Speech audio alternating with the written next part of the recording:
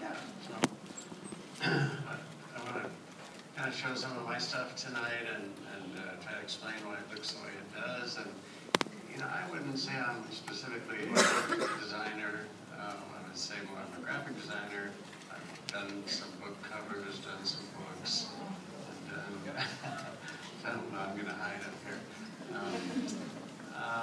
And done a lot of magazine work, and I think it overlaps these areas of graphic design, whether you're doing a book cover, or you're doing a magazine, or you're doing a poster, or any number of things. So even though I'm not really giving a specific book design kind of talk, I hope and think there's some overlapping and things that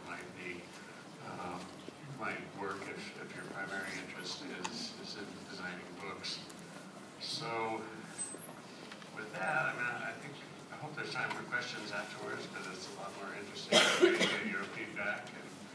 And let me just start showing some work here. Oh, I think probably like, excuse me, a lot of you, I take photographs of all sorts of things. Everybody's a photographer these days, everybody's a writer, everybody's a designer, everybody has the same software.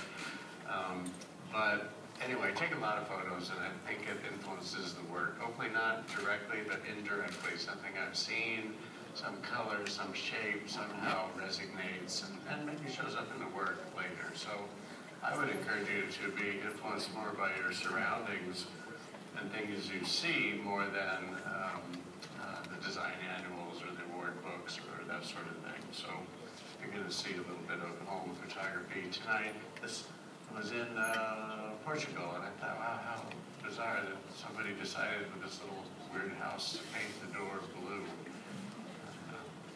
But then what's even stranger to me is the smaller door on the right, and who has to use that one? Were you bad? Were you just small? I'll never know. This is in Zurich. This great wild posting. Let me translate for you, because all fucking hell is going to break loose.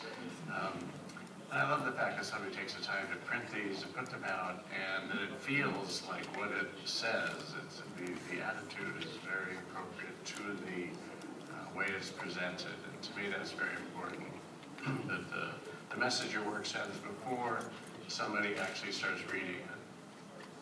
Anyway, this is pretty cool. Just things that catch my eye at a train going by somewhere in America. And it's pretty hard to improve on Mother Nature. I assume you have the same word, Mother Nature, but anyway, you couldn't do that in Photoshop. It's pretty nice. It happens to the C and E there. Well, some of you probably could do it in Photoshop, but I couldn't. Ice machine in America. And I think with that, what I might do is, if this is going to work, I test this very well. I want to show you I'm going to shift gears a little bit. I know it's the end of a long day, and try to show you kind of a bunch of different type stuff I've done on commercials and logos and probably some books and some magazines. And this one, I'm not really sure how to get this to work. Oh, that's how you call this guy. Oh, we don't want this. It's this one.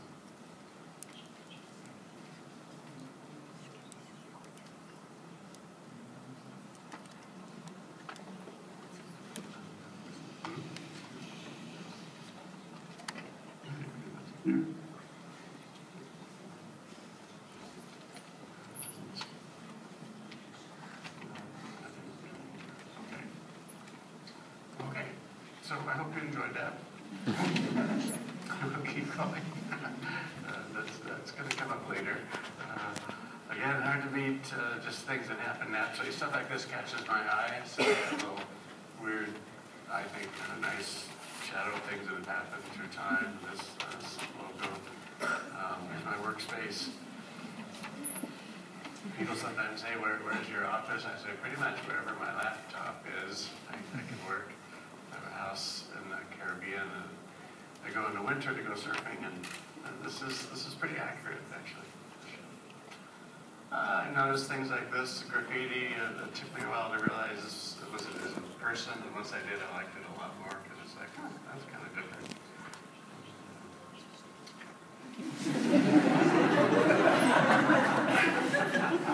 And I saw this, and I thought, wow, what a great idea! You know, just if you have a friend with a 4x4, just solve it for them. You know, get a, hopefully a permanent marker, and I go out in the morning and what the? It's 16. It's 16. I figured it out. I think that's pretty cool. So something like this catches my eye. This is down again in the Caribbean, and I just saw this great sign for a fish fry, and it's funny to me the guys made lines to put the type on, and pretty much forgotten about them. It's just great. In fact, I ended up trading this guy. I said I like that sign, and I did him a new one. I probably got the better deal, I think. It's pretty nice. And just something I caught on the way over here this morning, so I'm always looking at things that, you know, that's kind of nice. You know, something as generic as some kind of electrical sign, and every country they're different, and Ukraine, they paint them right on the walls, and other places in plastic, and anyway, I know stuff like this. They're not all great, but this one was kind of cool. And I have a daughter, and she drew this picture of me surfing. I said, well, thanks, Lucy. Just something about the shape of that surfboard. It does have 3 fins, so that's good. And, you know, sometimes ad agencies will try to do kid art, and you can never do kid art better than kids. You know, it amazes me that ad agencies will do something that's geared for a child or their mother, and try to make it look like kid art. I say, no, there's a better way to do that. And it's going to look more real, but it's pretty hard to improve on kid art, actually. I was just in Australia, so I thought I would show you the side of a van and just little details that catch my eye. And this is, again, how many of you have seen this? Yeah, probably not. That's kind of what I would expect. And this was just walking over here this morning and seeing something caught my eye, and I walked over this 5 minutes from here, and I thought, oh, that's kind of cool. It's not classic, but it's kind of nice. But sometimes it helps. Well, this is the same place as, again, this is like 5 minutes from here, and I think there's a different lecture going on in there tonight. It's a joke. This is Zurich again. I really enjoy Switzerland design, especially Zurich. And, you know, I get it. This is pretty clear to me. If I'm a little girl, I'm not going to go throw my ball there. So simple can be better and stronger. The problem is, I think maybe we saw it a little bit this morning, earlier too, that with cover design or any design, simple can be really powerful. But it's a very thin line between simple and powerful and simple and boring. And, you know, that's where a good designer can take simple and make it really powerful. And somebody who's just relying on the software and pulling it in and say, oh, it's centered and it's nice and I can read it and my parents like it and it's fine. It probably is going more towards the boring side. And you can't, well, I'm going to get to this pretty soon, but everything communicates something. And I'm going to wait till this one here. So, if anything in design school or whatever would tell you probably can't read this, but of course you can. And then more importantly, it's true. Don't mistake legibility for communication. So just because something's legible doesn't mean it communicates. And doesn't mean it communicates the right thing. So I'm most interested in what is the message your work sends before somebody actually starts reading it. Because communication starts way before somebody actually gets into the reading. They've reacted to the book cover, to the poster, to the texture, to the color, to the photograph, whatever it is, but the communication starts way before reading, and then hopefully they're rewarded with what the design promised. So legibility alone doesn't guarantee communication, and I happen to have a good example of that, I think. So here's a sign, very legible, extremely easy to read, but may not be communicating the right thing. this sign has sharp edges. Do not touch the edges of the sign. And it's like when you see a sign that says wet paint early as you go up, and yeah, it's wet. So people probably went up to this and cut their fingers. But then at the bottom there it says also the bridge is out ahead. An international no sign of a guy walking in a car. Don't continue because you'll probably die when you go off. So very easy to read, very legible, but may not be communicating quite the right message. So again, just stuff that catches my eye. It still amazes me that people get and receive and send mail this way. This is Ukraine. But also, I just like the pattern and colors. I was driving and photographing, which probably isn't a great thing to do at the same time, but I thought, wow, that's interesting. The sign painter just did one side of this truck. I said, hey, how's it coming? He said, oh, I got half done. Wouldn't think that he would go that way, that maybe down or up. He's going to get the second half the next day, I guess. Oh, okay, there's the one where I was waiting for. Oh no, I lost it forever. Wait. There. We'll just do that over and over. That won't be very annoying, will it? So this is the thing I was trying to show earlier. It looks like it's going to start. This will show you a lot of logos and different work kind of thrown together with some music, and hopefully wake you up a little bit after a long, good day, but I realize it's getting late. Oh well, I lied. That'll be a way to get back to that. There's a volume up. Way up. Maybe it's not.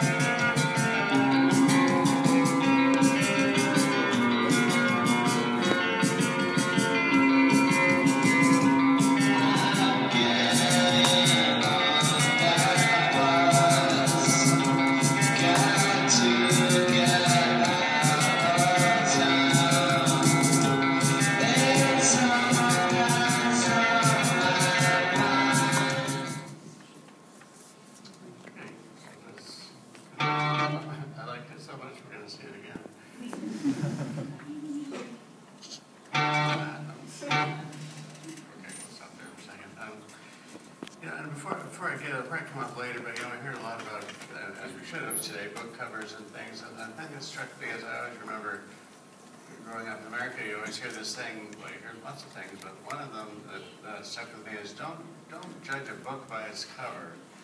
And, you know, I really disagree with that. I think if the designer has done their job, you should be able to judge a book by its cover. That means they read it, they understood it, they got into it, and they interpreted it correctly. So if the designer's done their job, absolutely, you should be able to judge a book by its cover. I think the same with CD covers. You know, I have to listen to music and interpret it. And I think occasionally I've bought CDs based only on the cover. It doesn't seem to work very well, but every now and then. But anyway, I think this notion that don't judge a book by its cover is completely off. So again, just photographs, things that catch my eye in America. I always thought it was funny that you can't drive, or you can't drink and drive, but we do have drive-through liquor stores. So I was like, well, I'm going to drive home, I swear. But anyway, and I saw this sign. It's a convenience store, and I don't know how it translates language-wise, but I would have loved to have been in on this meeting when they were naming this new convenience store in America, and people were trying to come up with names, and somebody said, what about 7-Eleven? I think it's taken Stop and Go. No. Somebody suggested this one. People went, yeah, great. Yeah, maybe, I don't know. It seems kind of strange to me that nobody would have said something. But anyway, talk about, well, this could be a great book cover. I'm going to try to keep bringing this back to book covers. But this is more branding. I would say this is in Dominican Republic, and probably their biggest export down there is beer, and only one specific called Presidente. And all the little shops have this painted outside their store, literally on the wall, the cement wall or whatever, in front of their store. And it's so much more effective than if you had a beer company supply a plastic thing that lights up at night and says the name. I mean, it's really strong. They're everywhere, and you know right away, oh, they have Presidente, the beer, and it's just nice. I think they do the same thing with food, so you can get a soft drink and a sandwich at this place, and just so much nicer than if the company had supplied the free electric neon sign. But one of the downsides of the Dominican Republic, I drove by this, and it was pretty shocking. I mean, we've all seen pictures of poverty-stricken children playing in bad areas, but to actually be there and then see these kids playing in this trash dump and just kind of raw sewage area was kind of shocking. And so I kind of went over with my camera, and they all came, and they're pretty excited. It's interesting to me that especially the girls, their hair was so meticulously taken care of, and yet they're playing out in raw sewage and a big trash dump. This is a bad semi-selfie of myself. You can see my sun visor at the bottom there. I didn't quite get in the shot, but that's fine. I'm pretty sure these kids some of them had never seen pictures of themselves, certainly on an iPad. And, it was kind of fun. And then I saw this lady coming in the background. I thought, oh, geez, now I'm in trouble. Here comes the mom. And she couldn't have been any nicer, friendlier. It was no big deal. So. And the thing they really coveted, these kids playing in the trash, was plastic, because of course it lasts forever. So if you found an undamaged plastic bottle, you discovered something important. Because, literally lasts forever. There's another message there. But anyway, it was a real kind of an eye opener. They said something as I was leaving. These kids, I asked the guy I was with, what did they say? He said they want to know if you can come back and play again tomorrow. Well, it's a nice idea, but anyway, I just thought I'd throw that in. This is a poster for a talk I gave in Portland, Oregon, in America. And sometimes I run out of ideas, I just throw a picture of myself surfing at the bottom of the poster and my name, and it worked. Well, at least they didn't have any choice, they're out of time, but some of the reason I would say this is an okay poster is the white space. So if you're given a service, don't feel you have to fill all of it. And for me, I kind of have an unwritten rule of my own, actually. If you want want to put stuff where it seems to want to go, that's probably a reason not to put it there. So if you're looking at something and say, oh, well, the title has to go here, maybe rethink that. Maybe don't put it in the obvious place, because that's what everybody else can do. Anybody that buys the same software. So I think you need to be more personal and more subjective in the work more than ever now, because everybody can buy the same software. Everybody can do a reasonable newsletter and a business card and probably a book and a book cover. I mean, those are teachable skills. You can buy the software, but you don't want to be in that kind of middle ground. And the only way you can get past that is to kind of utilize who you are as a person. Nobody else can copy that. Nobody else has your background, your upbringing, your parents, your whole life experience. So I would encourage you that as we get more and more computerized, to actually get more personal and subjective in the work and do something that the person sitting next to you wouldn't have thought to do, because they're not you. And sometimes it's just a little thing. But don't always, if you're putting something where it seems to want to go, maybe you should question that. Maybe it is the best place, but don't automatically go there. This is some early work for Nike where they're just playing around with a lot of white space and a lot of type. This would have been mid-90s. And this is kind of funny because I've never been to a city where they have such a huge Bose store near my hotel here. But they asked me to come in and try to help them kind of reinvent themselves for a new generation, because at least in America, teenagers and younger people aren't wearing Bose. They're wearing Skullcandy or Beats, or there's quite a few others. And Bose is the choice of people 50, 60, and older.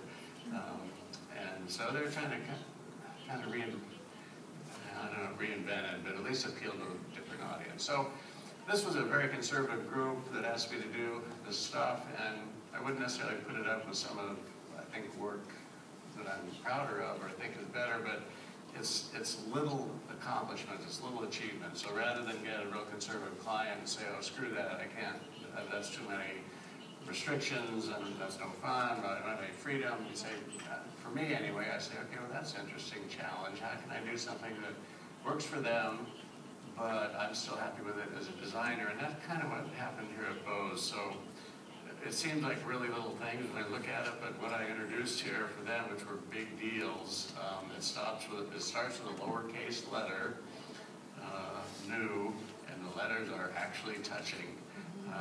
This wasn't that long ago. This was like 2012. So, but these were big changes for them.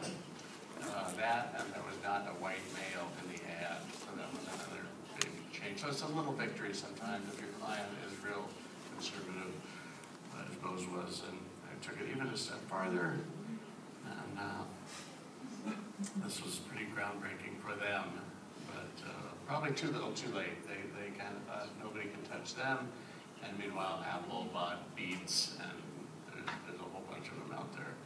And Beat, I would get it wrong. Anyway, that headphone is no better than 50 that are out there, but what they do have and still have is better marketing and branding. So it's kind of an interesting story. And this is when I have to send it to my parents to let them know what I do for a living. I'm scratched out the other ones.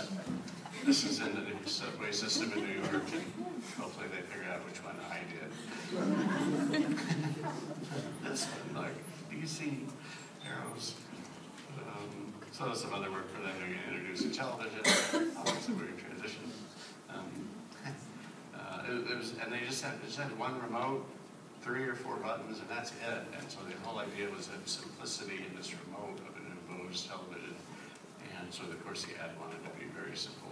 I felt this is just random, totally out of order. My first job was doing transworld skateboarding, and in a way, that was my schooling. I don't have my degrees in sociology. I don't have any formal graphic design training, and sometimes people say, oh, that explains it.